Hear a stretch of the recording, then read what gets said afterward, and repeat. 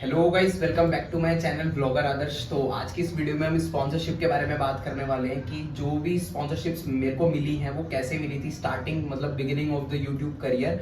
तो मैं आपको बताने वाला हूँ कि आपको क्या क्या चीज़ें ध्यान रखनी है एज अ यूट्यूबर। अगर आप ये वीडियो देख रहे हैं तो आप ऑब्वियसली या तो यूट्यूबर हैं या यूट्यूबर बनना चाहते हो या फिर ये चीज़ जानना चाहते हो कि यूट्यूबर्स को कैसे स्पॉन्सरशिप्स मिलती हैं। तो चलो वीडियो में आगे बात करेंगे डिटेल में कि क्या क्या करना होता है। Let's go.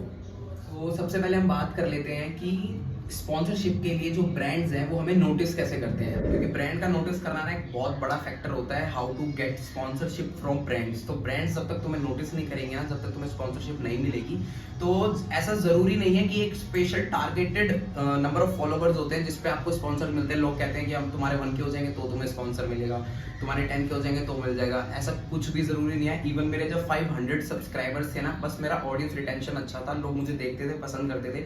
तो जो ब्रांड्स थे ना, उन्होंने मेरे को देखा।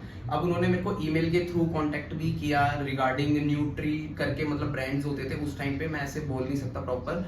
तो मैं आपको दिखा दूंगा काफी टाइम पहले की कुछ क्लिप्स हैं रिकॉर्डेड, तो वो साइड में चल भी रही होंगी। तो ये सारी चीजें आप देख सकते हो। मैं इस टाइम पे ब्रांड्स किया करता था कि ब्रांड जो आपको स्पॉन्सरशिप चाहिए ना, सबसे पहले आपको अपने ऊपर काम करना पड़ेगा, चैनल पे ग्रोथ रखनी पड़ेगी, ऑडियंस के मतलब ऐसा फेक व्यूज नहीं होने चाहिए कि हाँ तुम दिखा रहे हो कि तुम्हारे पास 5000 सब्सक्राइबर्स हैं बट तुम्हारे व्यूज जो है ना वो ऐसे 200-250 आते हैं। तो वो ब्रांड्स को भी दिखता है कि भाई तुम वो फेक है वो चीजें। तो इस वजह से ना, एक तो जेन्युइन तुम्हारे पास ऑडियंस होनी चाहिए। दूसरा, अगर तुम वीडियोस अपलोड कर रहे हो आई मीन उसकी कंसिस्टेंसी होनी चाहिए कि तुम रेगुलर वीडियोस अपलोड कर रहे हो। इंस्टाग्राम और फेसबुक इन सब के थ्रू आप कैसे क्या ना लाइक मार्केट वैल्यू अपनी बना सकते हो, सो दैट जो ब्रांड है वो तुम्हें कांटेक्ट कर सके। तो ब्रांड वैल्यू बनाने के लिए ना सबसे पहले आपको जेन्युइन कंटेंट बनाना पड़ेगा और साथ में एक राइट हैशटैग्स यूज करने पड़ेंगे।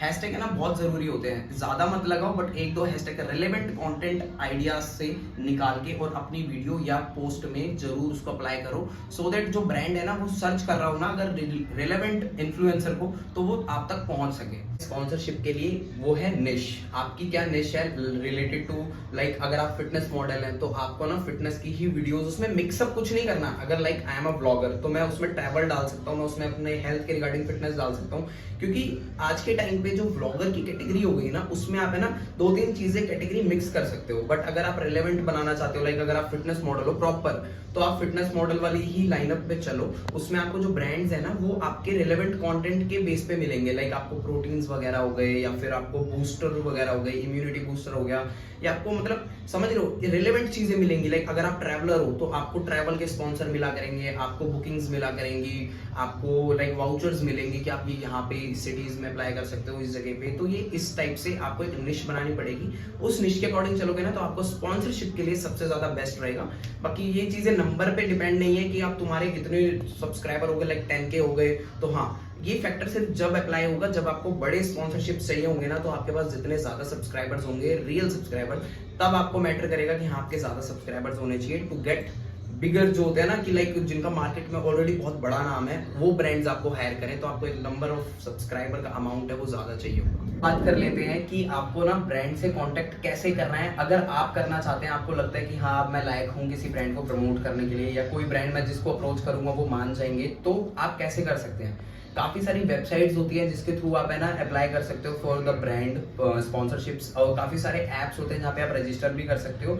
कई फ्री ऑफ कॉस्ट होते हैं, कई पेड होते हैं जहाँ पे आपको पैसे देने पड़ते हैं मंथली, और फिर आपको जो ब्रांड के ना अपॉर्चुनिटीज मिलती हैं। बट मैं रेकमेंड नहीं करूंगा कि आप कुछ भी ऐसा करो, बिकॉज जब तक आप खुद एक लायक नहीं होते, आप उस चीज को करने के कैपेबल नहीं हो, तो आपको वो ब्रांड कितने भी आप पैसे खर्च कर लो आपको वो प्रमोशन नहीं देंगे। बिकॉज अगर देना होगा ना तो वो आपको ना एक बार में फर्स्ट टाइम देखते के साथ ही ना इंप्रेशन में ही आपको वो ब्रांड वगैरह दे देंगे, स्पॉन्सरशिप दे देंगे। बिकॉज अगर आप लायक हो ना तो आपको स्पॉन्सरशिप मिलनी ही मिलनी है। आप ऐसा कर सकते हैं लाइक अपने इंस्टाग्राम पे आप उसमें अपने बायो में ना मेंशन कर देना कि contact for paid collaboration, contact for barter collaborations, मतलब ये टर्म्स होती हैं। बार्टर कोलैबोरेशन हो गया, पेड कोलैबोरेशन हो गया। पेड में आपको ना पैसे देते हैं वो, लाइक अगर आपसे कोई प्रमोशन करवा रहा है एक ब्रांड को लेके, एक प्रोडक्ट आपको दिया तो वो प्रोडक्ट तो आपको देंगे, बट साथ में क्या करेंगे आपको कुछ पे करेंगे उसका, लाइक आपको एक पोस्ट करनी है उसके 500 रुपीज आपको पे कर दिए। बट बार्टर कोलैबोरेशन क्या होता है ना, स्टार्टिंग में आपको बार्टर कोलैबोरेशन ही मिलने वाले हैं।